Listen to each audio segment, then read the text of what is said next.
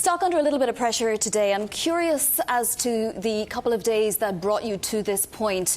You ended up striking a deal at 0.59625 of a CBS share. Did you come down to meet CBS? So look, we're thrilled that yesterday we announced the combination of Viacom-CBS, creating a leading global multi-platform premium content company.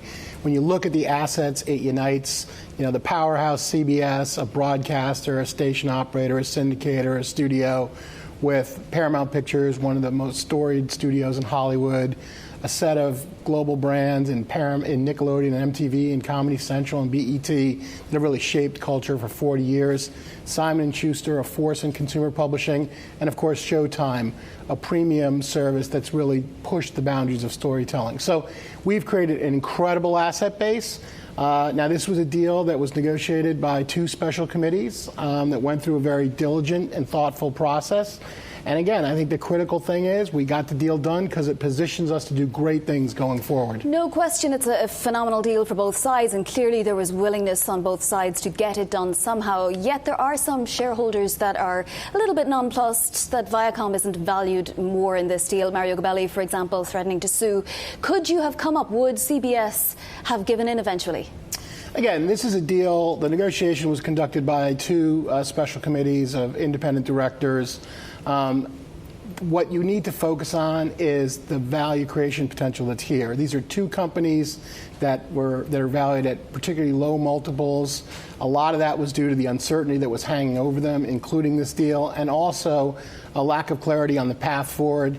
Starting yesterday, we started talking about a three-part growth strategy, really building a significant D2C business through the combination of CBS's subscription start, where they have millions of subscribers between CBS All Access and Showtime OTT, and Viacom's ad-supported structure, with Pluto TV being the leading free streaming TV service in the U.S. 18 million monthly active users, up 50% since we bought it. You put those together, you got a D2C ecosystem. We love that. We will be a very significant B2B partner with ad and distributors, and of course, a huge content supplier. So very exciting growth strategy going forward. As that tracks out, people will see the very material value that's here. You've also identified $500 million in cost savings. Some of those will be job eliminations. Can you give us any more detail on how many, perhaps, and where? Sure. Well, look, when you put two companies together, people talk about synergies. Those synergies, in our case, the number you reference is a cost number. It's a gross cost number.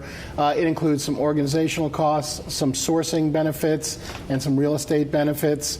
Beyond that, we haven't gotten into it. But I think the more important thing to focus on is the power of this combination is going to create incredible value for all of our stakeholders, including the incredible employees of Viacom-CBS, who together are going to shape the future of media. And I think that's what people need to focus on.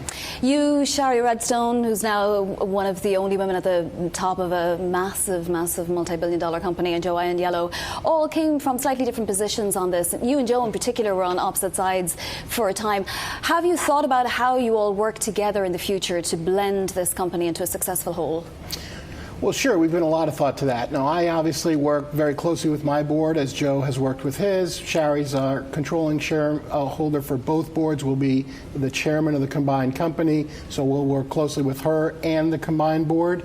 I've known Joe for 20 years. I have tremendous respect for what he's done throughout his career, including notably at CBS. And he and I are aligned in a vision of the extraordinary value creation opportunity this combined company has. At the same time, we both know that CBS is a big, complicated business. Someone needs to run it. He's ideally suited to do that, given his passion for the brand, his intimate knowledge built up over 20 years of being there, and quite frankly, his interest in doing so. So I'm thrilled to be partnering with Joe and moving this forward. Have you thought about whether there will be silos, though, whether CBS will operate on its own, Viacom on its own, or whether there'll be more of an integration, a cooperation, and how the cultures will meet? We've given a lot of thought to that, and we will create one Viacom-CBS. And if, by point of comparison, if you looked at Viacom circa end of 2016, people talked about the reality of that company. It was very siloed. Paramount was an island. The media networks didn't collaborate that much on the domestic side. International was kind of separated as well. I know it. I was running international. And over the last 2.5, 3 years, what we've done is we've brought this company together. We're leveraging the brands in more ways than we ever have before. People think of one Viacom, and we're going to extend that thinking to Viacom-CBS. This is something Joe and I have spoke extensively about, and we're 100% aligned on. Now, this merger obviously gives you scale. How will it help in terms of ad revenue growth? And then obviously we'll get to streaming in a moment as well. Well, yeah, you look at the combined company on the content side, over 140,000 television episodes, 3,600 films, 750 shows ordered to or in production, leadership positions in the U.S., where we're the #1 company by TV audience share, in the UK, where we have a major broadcaster in 5, in Argentina, in Australia, where we get a leadership position from CBS, and in India.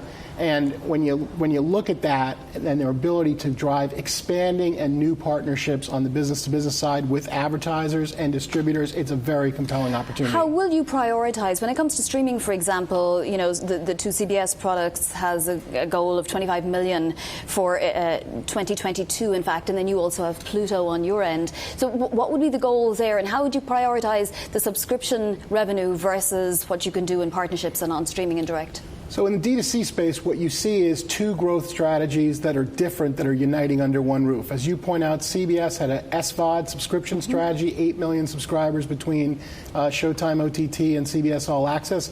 Viacom, on the other hand, pursued largely an ad-supported free strategy, 18 million monthly active users at Pluto, up 50% since we acquired the company earlier this year.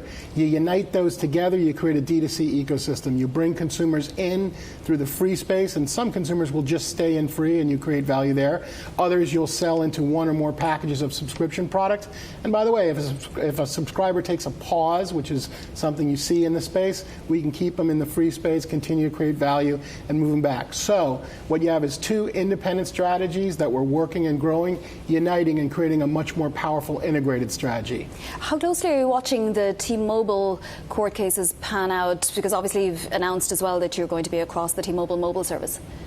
Well, look, we are thrilled that we were at the Viacom side, the launch announcement for their forthcoming video service. We're very excited about that. I, for a number of years, have spoke to the power of mobile as a catalyst for our business. We're starting to see that come to life. As you know, we have 9 services on AT&T Watch here in the U.S., getting a lot of consumption, so mobile's a big deal. I have to ask you about potential acquisitions. You haven't said that you're in any particular conversations yet, but you're obviously not big enough to take on the behemoths, even the likes of Netflix. Where would you be looking? There's obviously been talk of discovery of Stars. Is that the direction, or are you looking more towards platforms? So you look at combined Viacom-CBS, we talked about its power in content. We talked about its power in terms of business to business with advertisers and distributors. We talked about its head start in D2C. What we didn't talk about was its financial strength. You bring these two companies together and you have a materially stronger company. $28 billion of revenue, $6 billion plus or minus of income, $2.5 billion of cash flow. We will intend to be investment grade. That financial strength gives us two strong advantages. One, it allows us to invest on an organic basis in programming and innovation. And two, it positions us well to take advantage of opportunities that may emerge in the marketplace from an M&A perspective. So we're very well positioned to move forward.